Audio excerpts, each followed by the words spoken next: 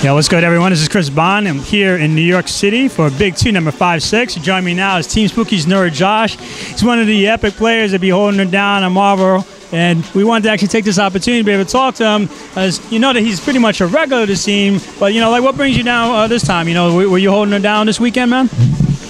Wait, for Big 2? I'm doing all right now. It's not over yet, though. All right, good stuff. So, but one of the things I wanted to talk about is, you know, you and I go way back. Like, what got you actually into the fighting games, like the way that you play them now?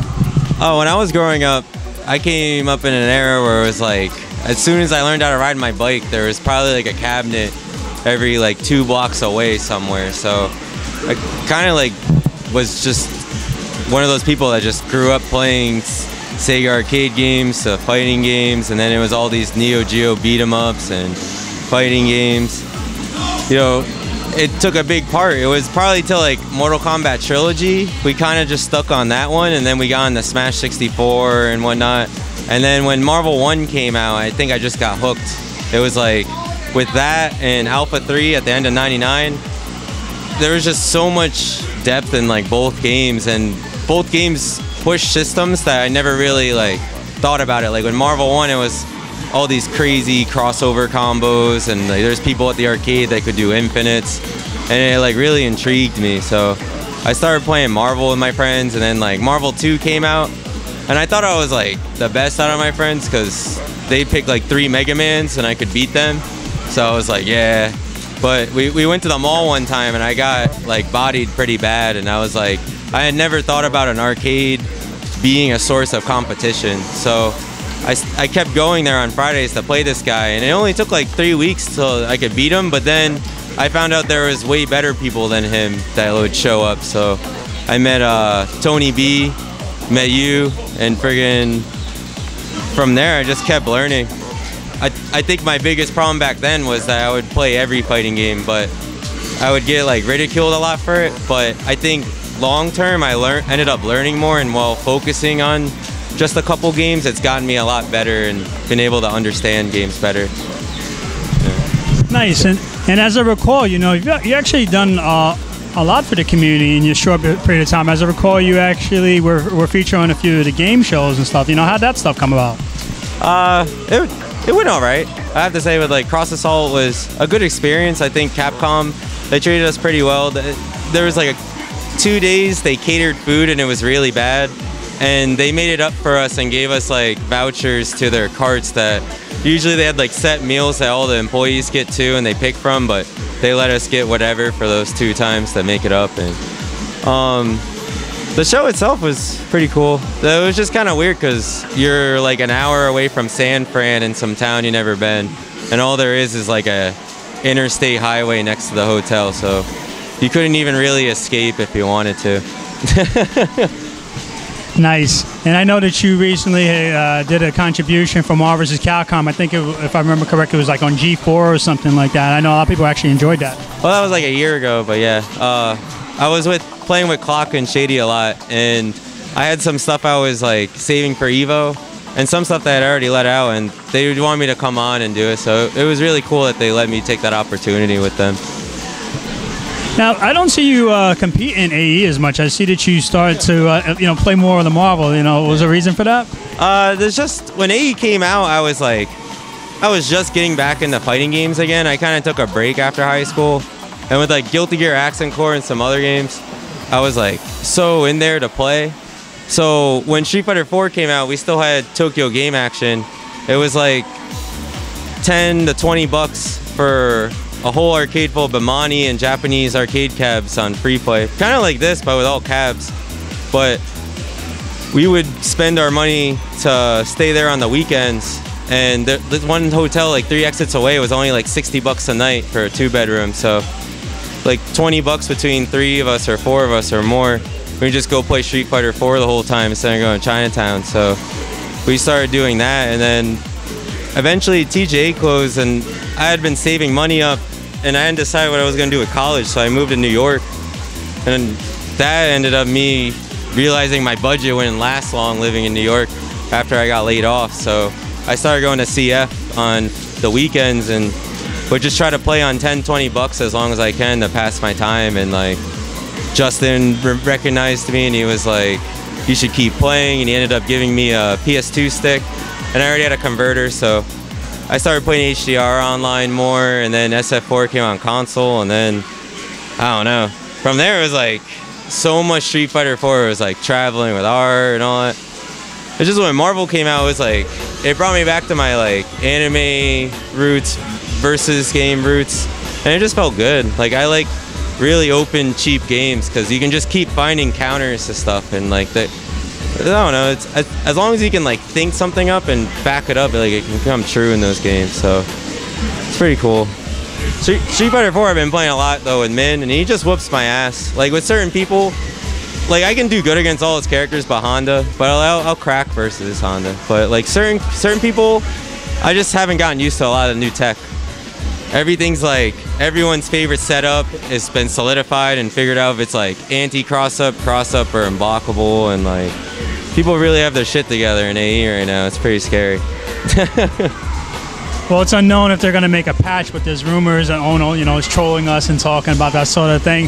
What about Street Fighter Cross Tekken version 2013? What do you think about that? I'm really excited because I really like that you can punish tech rolls.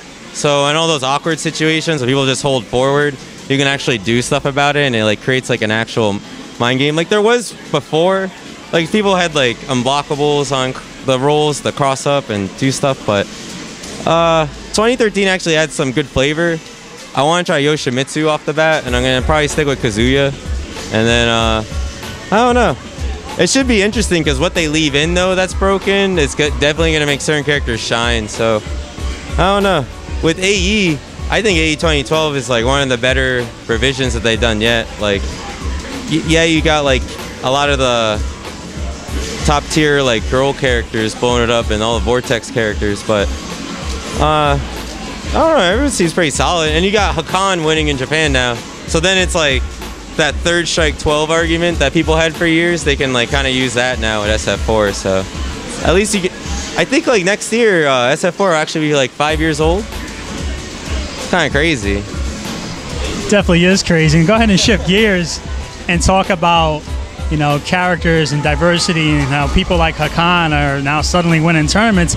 Recently we actually talked about character loyalty. So what's your take on basically for people that feel, hey, I'm just loyal to this character, or I'm just going to pick this character because they're top tier. How do you feel about some of the top players going and now coming to the decision that they're going to switch things up?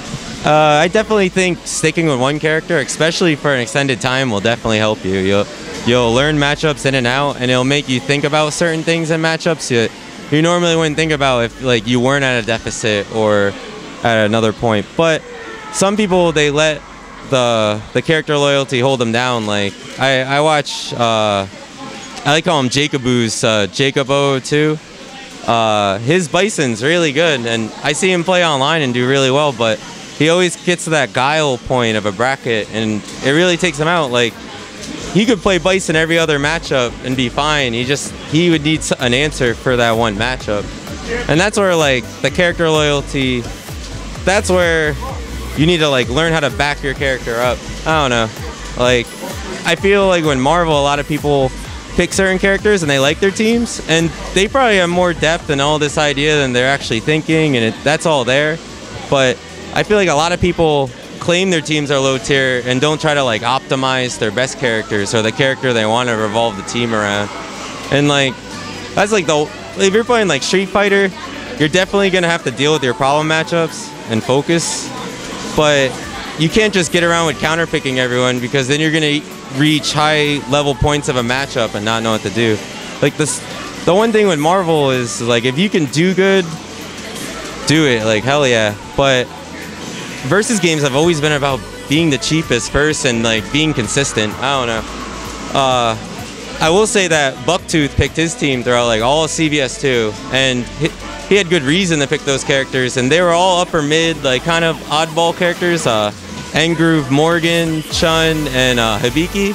But he made that team work, and he like bodied plenty of gods in that game. Like as long as you put the effort and the time in and you think critically enough, I think you can get good results. So that being said, do you plan on sticking with your characters, or perhaps for 2013, do you anticipate maybe changing up your character lineups of the games that you actively play? I've been thinking in Marvel, trying out like a ton of different synergies. I've been messing around with a lot of stuff on the side. I was thinking like a Morgan Zero Rocket team for the future would probably be pretty good, but for right now, like in AE, I still play Cammy, Rufus, Sagat. I tried some Akuma on the side when playing with Min, but it's like, I don't know that much. It's not like I can just throw Akuma out there and tier whore and get people mad. But like OSing Demon, that's really cheap. Like, people don't utilize things like that enough over here, I think.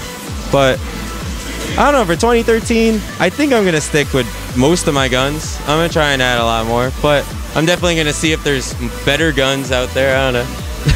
I like guns, yeah. Guns could be pretty crazy, especially when you got guys like Deadpool holding it down. Yeah, no, he's actually, there's some good, I have a Deadpool team I've been working on, so it's pretty cheap. All right, well, we wish you the best. Before we wrap this up, anything in particular you'd like to say to anyone out there? Just keep playing Marvel, keep playing AE. All these games, all the info's out there. Like, all you have to do is pay attention and like watch players' habits and see the way you can reflect them to think differently or to think the way you want them to think. And like more people just try to play patient and play like that more. I don't know. Play the player and have a good strategy for your matchups and whatever. I don't know. Yeah. All right, NerdJosh, so we want to thanks very much for you taking the opportunity to talk with us, and you guys stick around because we still have a few more interviews here at Big 2 number 5-6 in New York City. It's Chris Bond signing off and Put That Back, and we will see you soon. Have a good one.